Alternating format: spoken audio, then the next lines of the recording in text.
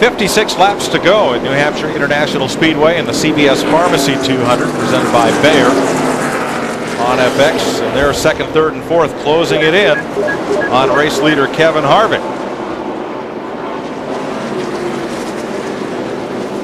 These guys here, they've been coming little by little. See, they're in front at the line.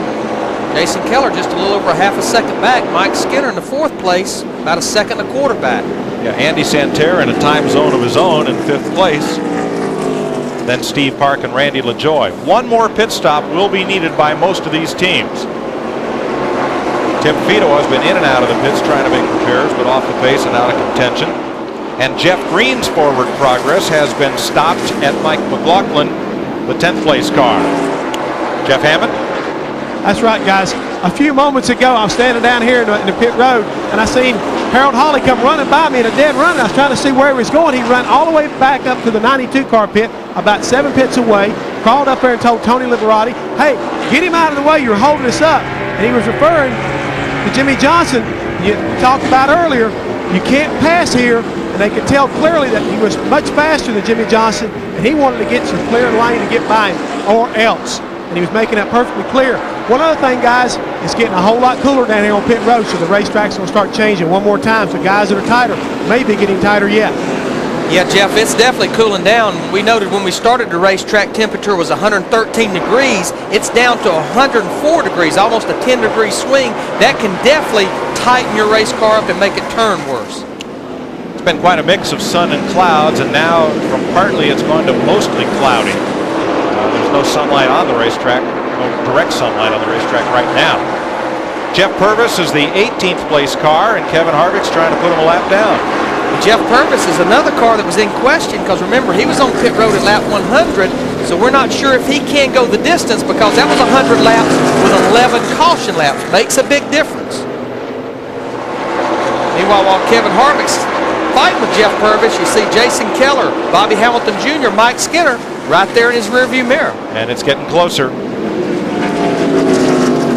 measure that in car lengths now. You don't need a stopwatch. We can do it with a visual. You can see it all in one screen. Harvick looks in his mirror, knows he's got to go. He's trying to make the move on Purvis to the inside and sails it off into turn 3. Under Purvis, who leaves the door open for Keller. Once you get kicked up to the high side, it's like a freight train. All 4 of these cars now are going to go by Jeff Purvis, put him a lap down. We now have 17 cars on the lead lap with 50 laps to go. And that's a courtesy move by Purvis, that he didn't just try to drop right in behind Harvick and hold up those other cars that are racing for the lead.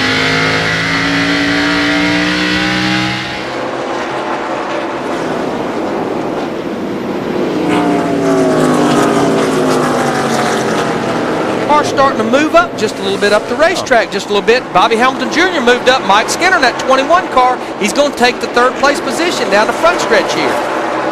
You move up a little bit, you just give them a little bit of the bottom of that racetrack, they are going to get under you. Jeff Green made that move on Mike McLaughlin, but he made it coming up out of the corner on McLaughlin instead of going into the corner. That is a position. That's 10th place changing hands there.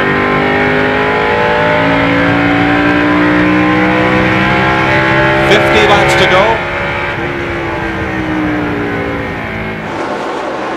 Kevin Harvick just about 6 car lengths up on Jason Keller here at Loudon, New Hampshire on FX.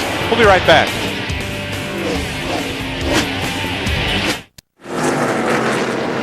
Welcome back to Loudon. 44 laps to go. Shane Hall has just made a pit stop. He was one of the last cars to make his first stop, and he is the first car to make his second pit stop of the day.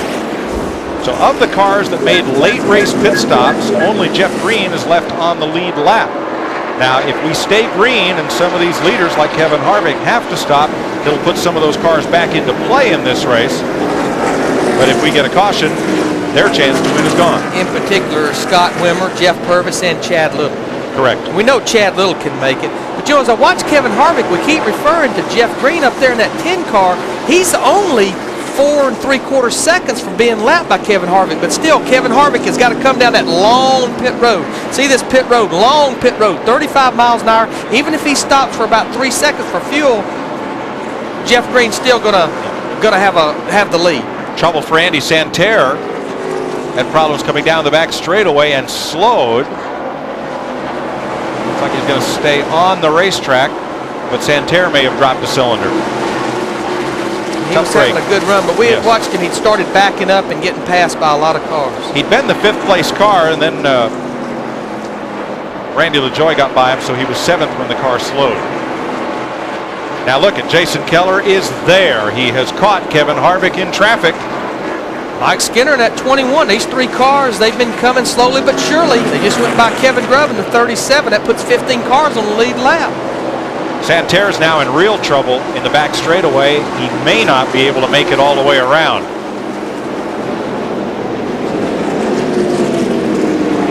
There's Andy. Well, he can coast to the infield road course from here and out of harm's way, and that's what he does. Yeah, there's a runoff area over there that's part of the road course when they do some road racing here, and he's made it to that part, so he's off the racetrack.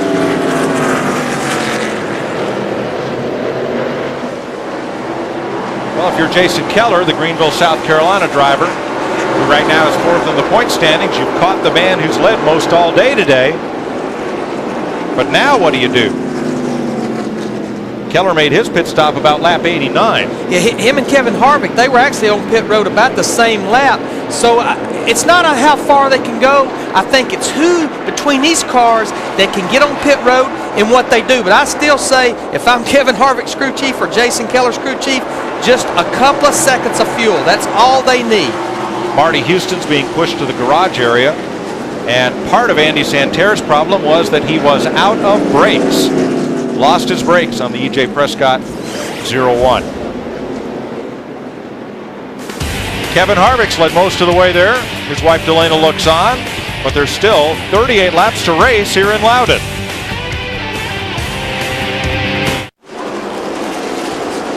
Welcome back to Loudon. The caution flag has just waved and will change everything. It's out at lap 172.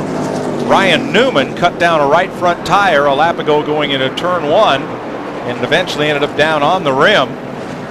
Cars had to scatter in both directions to get around him, and caution is out.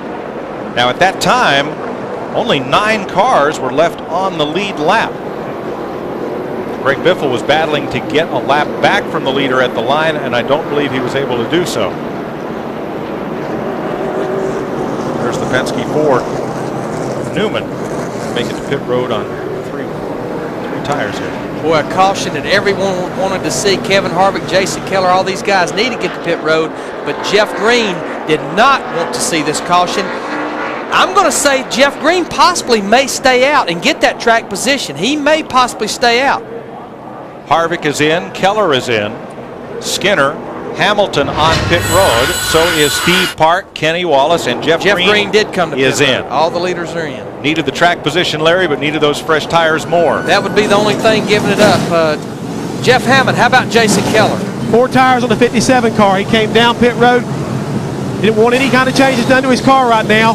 They're putting on 4 tires. 4 tires on the 21. Dick Berggren. Harvick has taken outside tires right now. Jeff Green has pitted. His crew has just pulled off the extra piece of windshield on that car, and it is going to be a 2-tire change for Green as well. He will re-emerge right behind the 21 car. Another long stop for Steve Park. You see his white car just now pulling out of its... No, that isn't even him. That's Elton Sawyer. Steve Park is still in there.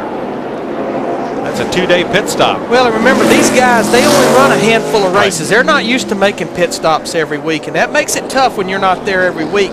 It looks like to me everybody took 4 tires with the exception of Jeff Green, and I think he should come back out on the racetrack in 4th position. And Kevin Harvick. Harvick just got right side tires. Let's show you what happened to Ryan Newman as the lap down cars come into pit. Going down the back stretch, off into turn 3. There you see the right front tire going down. Look at the car stacking up behind him. Jimmy Johnson, Greg Biffle. There was the leader. All the leaders right there. That was a close call for everybody, but the caution did come out. Larry, it was most costly to Biffle. He was ahead of Harvick before they got to Newman. And Newman had slowed up in turn 1, but then took off. And here, look at Biffle's car. There's Johnson and Biffle, and Harvick is going to go right underneath the 2 of them, and they both fall off the lead lap. Not the break they needed. Absolutely not. 26 laps to go, working the third caution of the day. We'll be right back.